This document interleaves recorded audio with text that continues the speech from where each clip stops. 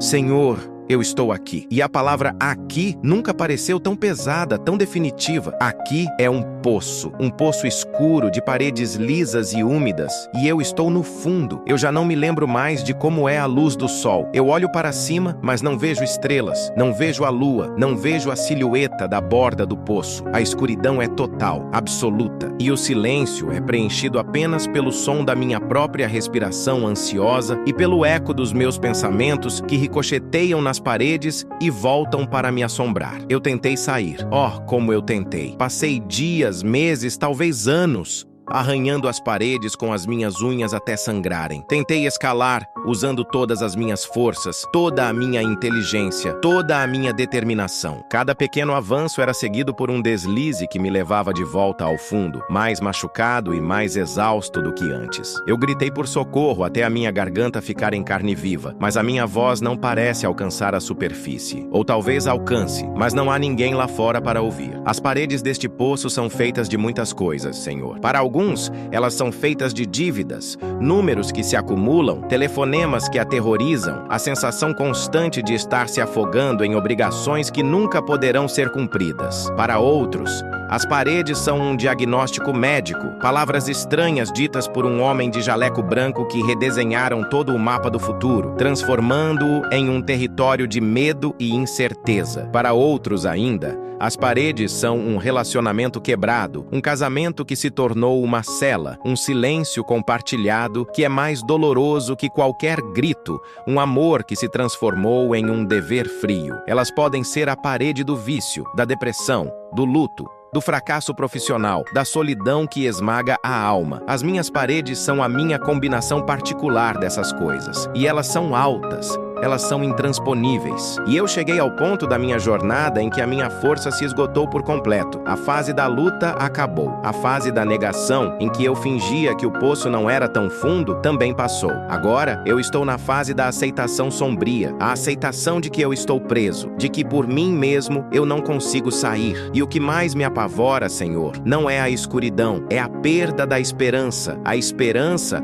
era a minha última ferramenta. Mesmo quando eu caía, eu ainda tinha a esperança de que na próxima tentativa eu conseguiria. Agora a caixa de ferramentas está vazia. Eu olho para as paredes e não vejo mais um desafio a ser vencido. Eu vejo uma sentença, eu vejo o meu túmulo, e a minha mente, meu maior trunfo, se tornou a minha pior inimiga. Ela não procura mais por saídas. Ela se dedica a me mostrar com uma clareza cruel todos os motivos pelos quais a minha situação é impossível. Ela me mostra as contas e diz: você nunca vai pagar isso. Ela me mostra o futuro e diz: será sempre assim ou pior. Ela me mostra os meus erros passados e diz: você merece estar aqui. A culpa é sua. E eu não tenho mais argumentos para contrapor essas vozes. Elas parecem lógicas, elas parecem realistas. A esperança, em contrapartida, começa a parecer uma tolice, uma fantasia infantil. E quando um homem perde a esperança, o que resta dele? Apenas uma casca, uma forma que respira, mas que já desistiu de viver. Eu me sinto profundamente só. Eu sei que há pessoas lá fora, na superfície. Eu me lembro vagamente de como é a vida sob o sol, mas a distância entre o meu fundo de poço e a vida normal deles é tão vasta que parece que estamos em planetas diferentes. Eles falam de problemas cotidianos, do trânsito,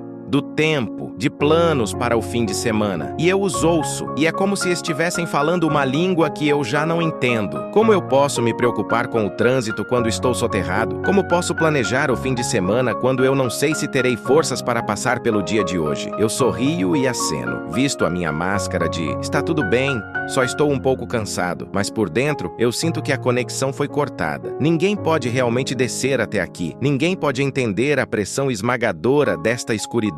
E a vergonha é a água fria que continua subindo dentro do poço. Vergonha de ter falhado. Vergonha de precisar de ajuda. Vergonha de não ser forte o suficiente para resolver os meus próprios problemas. A sociedade nos ensina a sermos heróis, a sermos autossuficientes. E eu não sou. Eu sou o oposto disso. Eu sou fraco, estou quebrado e estou no fundo de um poço que eu mesmo, em parte, ajudei a cavar. E essa vergonha me impede de gritar com mais força. Ela me diz para ficar quieto, para esconder a minha situação, para não incomodar os outros com a minha miséria. Eu já tentei de tudo que o mundo ensina, Senhor. Eu li livros de autoajuda, fiz planejamentos financeiros, busquei conselhos de especialistas, tentei meditar, tentei praticar o pensamento positivo até o meu cérebro doer com o esforço de fingir. E nada, nenhuma corda desceu do alto, nenhuma escada apareceu magicamente. Cada tentativa falha só serviu para reforçar a espessura e a altura das paredes ao meu redor. Cada conselho bem intencionado que não funcionou só me fez sentir mais inadequado e mais sem esperança. Então, hoje, eu desisto. Mas é um novo tipo de desistência. Eu não estou desistindo da vida. Eu estou desistindo de tentar ser o meu próprio salvador. Eu estou desistindo da ilusão de que a minha força, a minha inteligência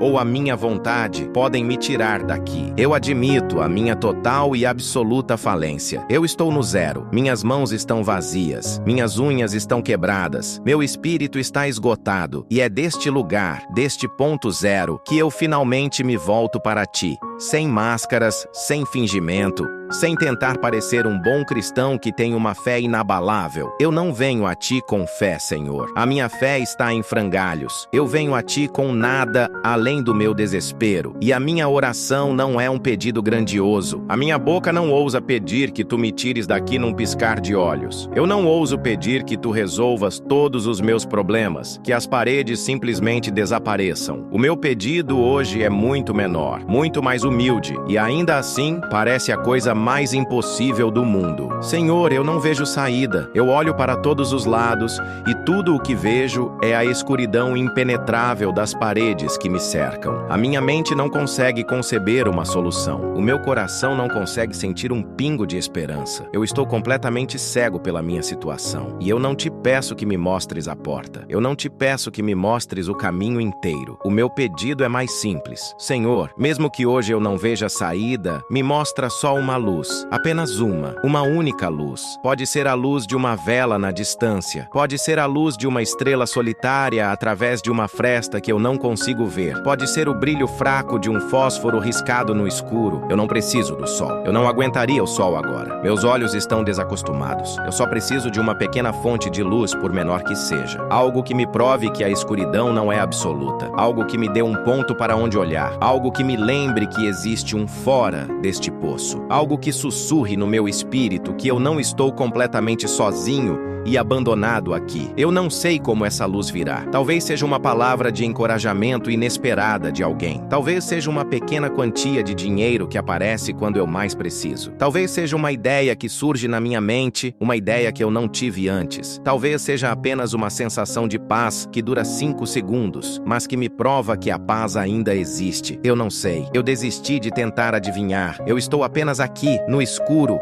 olhando para cima, esperando pela tua luz, a menor que seja, porque hoje uma única faísca seria o suficiente para me manter vivo até amanhã. E então, depois da súplica, vem o momento mais difícil, o silêncio, um silêncio que se segue ao meu clamor. Eu pedi por uma luz, e agora eu espero. E nesta espera, a minha alma trava uma nova batalha, porque a minha mente, habituada ao barulho e à ação, não suporta a quietude. A voz do cinismo, que é a voz do meu medo disfarçado de inteligência, começa a sussurrar nas paredes do poço. Tolo, ela diz. Você realmente acha que algumas palavras sussurradas no escuro vão mudar alguma coisa? Não há ninguém ouvindo. A escuridão é tudo o que existe. Você está sozinho, e eu quase acredito. A tentação de voltar a arranhar as paredes, de voltar a gritar com as minhas próprias forças, é imensa. Porque a ação, mesmo que inútil, me dá a ilusão de controle. A espera, por outro lado, exige uma virtude que eu mal possuo, a confiança. E como se confia quando todas as evidências ao redor apontam para o desamparo? Como se tem fé quando os sentimentos gritam que a esperança é uma mentira? É aqui que a minha oração se aprofunda. ela deixa de ser apenas um pedido e se torna uma confissão da minha própria natureza. Senhor, eu continuo, agora com a voz mais calma, a voz da exaustão que se segue à agonia. Eu confesso a Ti o meu vício em controle. Eu confesso que mesmo no fundo deste poço, uma parte de mim ainda acredita que eu deveria ser capaz de encontrar a saída sozinho. Eu confesso o meu orgulho, a minha teimosia, a minha fé na minha própria capacidade, que hoje se revelou ser pó. Eu percebo que talvez a escuridão ao meu redor seja tão densa, porque eu passei a vida inteira de olhos fechados para qualquer luz que não fosse a que eu mesmo gerasse. Eu queria ser o sol da minha própria vida. E agora que o meu sol se apagou, eu me vejo na escuridão absoluta. Então, o meu pedido muda sutilmente. Ele se torna ainda mais humilde. Senhor, talvez a luz já esteja aqui, em algum lugar, e eu é que sou cego para ela. Talvez a minha definição de luz e a tua sejam diferentes. Eu estou procurando por um holofote, por uma escada de incêndio,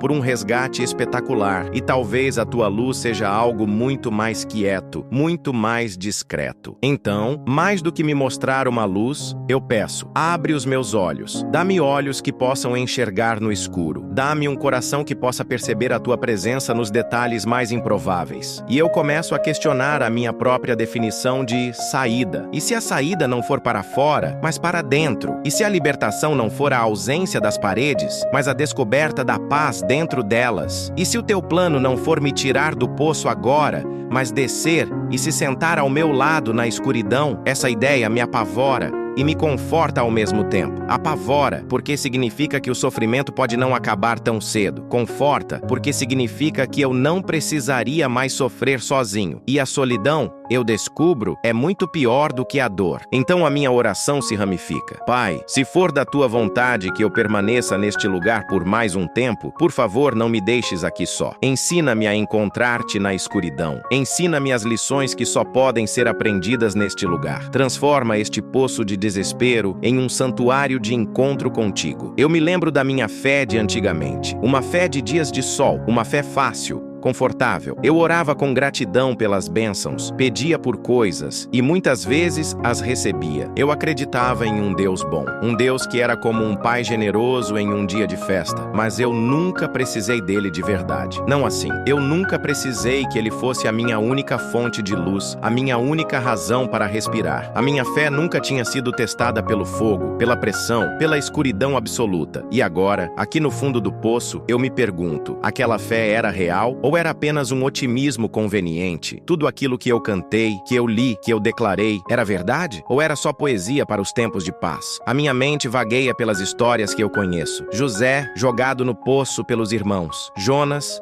no ventre escuro do peixe. Daniel, na cova dos leões, cercado por uma morte certa. Jeremias, na cisterna de lama. Paulo e Silas, no cárcere mais profundo. Todos eles estiveram em seus próprios poços. Todos eles estiveram em lugares onde não havia saída visível. O que eles fizeram? O que eles sentiram? A fé deles vacilou? Eles sentiram este mesmo desespero que eu sinto? E eu percebo que a tua história com a humanidade é uma longa história de encontros na escuridão. Tu não és apenas o Deus dos picos das montanhas. Tu és também o Deus dos vales mais profundos. Tu não és apenas a luz do meio-dia. Tu és também a estrela da manhã que brilha mais forte na hora mais escura, pouco antes do amanhecer. E essa percepção, embora não mude a minha situação, começa a mudar a minha perspectiva. Eu não estou vivendo uma experiência estranha à história da fé. Eu estou, na verdade, entrando no coração dela. Estou sendo convidado para o tipo de confiança que não se baseia em ver, mas em crer. A confiança de que, mesmo quando eu não sinto, tu estás agindo. Mesmo quando eu não vejo,